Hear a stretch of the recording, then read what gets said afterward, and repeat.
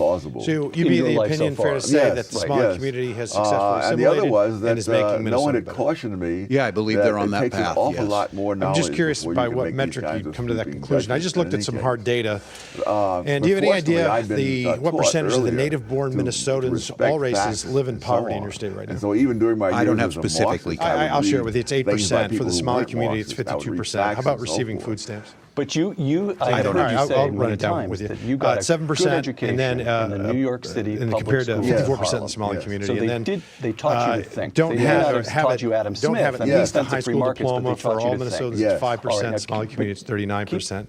One Continue family the member story, if at you would. least You're a Marxist on at the age of Medicaid. 19, It's taking the 18% bus for home. Minnesota, 73% for the Somali southern community. third of And receiving Manhattan, welfare all of the way some up to form, it's Harlem. 21%. You And it's remain a 81% Marxist at the for the University Somali of community. Chicago, under Governor, do you the happen to know what the instruction percentages of all Milton those who Friedman. have currently been charged How did that, in this staggering if Milton social couldn't crack you, services you were a fraud tough nut. scheme were native-born Minnesotans? But one I do summer, not have that. I think it was 85 out of 98, which comes out to 13% Minnesotan and 87% Somali Minnesotan. So I think this is an instance, perhaps, where we'll get slapped by data. Governor, there's been billions stolen over 7+ years, right under your nose, and really, there's only two explanations. It's either you were in on it or you were smart enough to see it.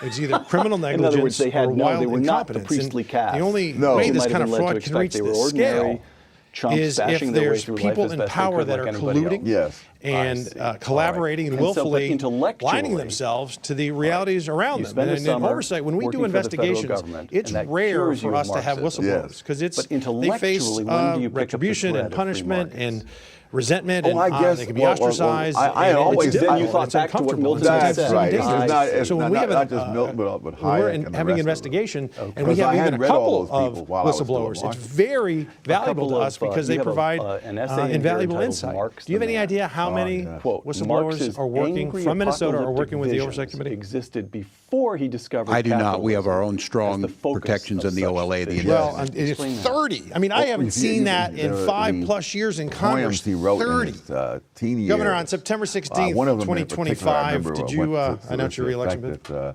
Then will I walk on September godlike 16th and last year. triumphant. I don't know the exact date. In September, roughly the fall last year, did you announce you're running for governor? Apocalyptic visions early on. I believe that's correct. You even thought about and I think you said in your quote here, we've made historic progress, but we're not done yet.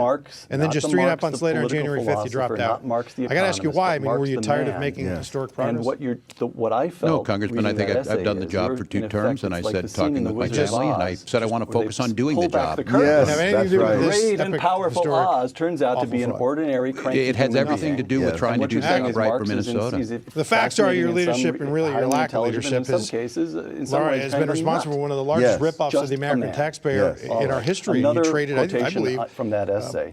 The political expediency, the currency of political expediency the mid-19th century, Marx and for Engels your integrity. And Mr. Chairman, I don't know if you know this, but it's been widely reported that in 2008, it had the same when Barack Obama was choosing his vice presidential candidate, he had 3 criteria. He wanted to make sure he picked somebody that wasn't as smart as him and had less talent and charisma.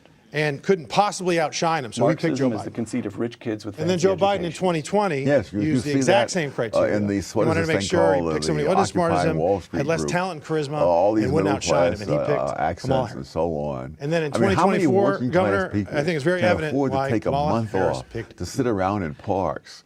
The talent pool, Mr. Chairman, electronic the talent pool in just shallow, all the rest of brother. I mean, come sleeping on. in sleeping bags with the first-rate down feathers. Oh, yeah. Gentleman yields back. At what stage was there a moment Chair recognizes Mr. Superman. Wait a moment. Thank you, Mr. Chair. Marxists and leftists I have some concerns about not just the tactics of ICE in Minnesota and everywhere. I have concerns about the fact that Renega and Alex Preddy were killed, and there has been no real investigation by federal law enforcement or that's kind of a progressive authorities. There's a progressive realization. So I would ask Attorney General Ellison, do you know if the FBI is actually investigating what happened? From Karl Marx to Ronald Reagan, but you do it yourself. Thank you for the question, Congressman. To the information we have, is that there was an affirmative statement by how well he fits the preconception of the intelligentsia or the media. Deputy AG Todd Blanchard, that they were not investigating the Rene Good matter. On the Alex Preddy, we received information that was similar, and that there might be an investigation, but that the state would be excluded. So in the first one, they're not doing an investigation, and we can't have the information. In the second one, they might be doing an investigation, and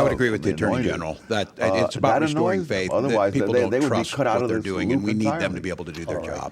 Thank you. I yield back. Again, Gentleman Thomas yields Zohran, back. I'll despite now attempts to recognize equate married Mr. couples Burleson with from people who are Missouri living and then together as Mr. Timmons domestic from South partners. Carolina.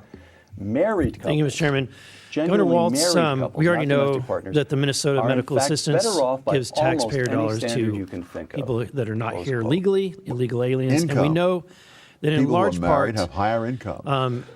Domestic your violence, the sanctuary rate of city domestic policies violence or in sanctuary marriage state is a policies have fraction of what it is exacerbated among the people who are fraud simply that we living are together. seeing The in abuse Minnesota. of children in married couples. We know that families just from is a conservative fraction of estimates what the alone, abuse of children is during the Biden administration, among we had people an who are simply estimated living 15 together. million So if you people put it to an empirical come test, here it's just illegally. very clear that Within your marriage state makes a alone, difference. Among the blacks, estimates from the black Migration married Institute and couples Pew Research have had a is that poverty it's at rate least in single digits 130,000 every year since people that are 1994. here illegally. So there is a difference.